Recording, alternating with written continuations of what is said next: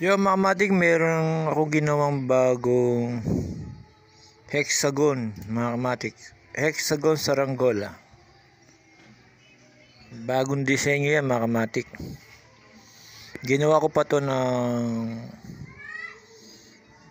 isang oras lang, mga kamatik. Ngayon, dahil sa isang oras lang ko ginawa, mga kamatik, hindi ko na siya pinaganda. Basta dikit lang ako ng dikit, mga kamatik. Dahil sa malakas sa hangin, mga kamatik, susubukan ko na siyang paliparin.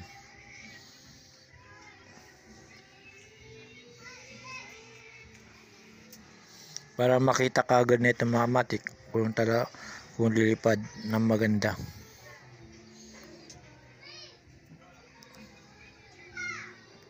Yan, mga kamatik, kala mo ulo ng bandera yan. Pero kung wala tayong ganito, mga kamatik, straight lang, pwede siya bandera. Pero yan, mga kamatik, kaya may ganyan siya. Ang tawag dyan, mga kamatik, hexagon saranggola, mga kamatik.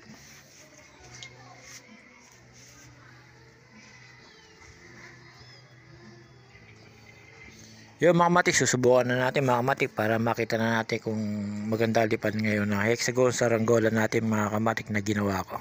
Bago disenyo, mga kamatik. Mga design lang yan, mga kamatik. Tara.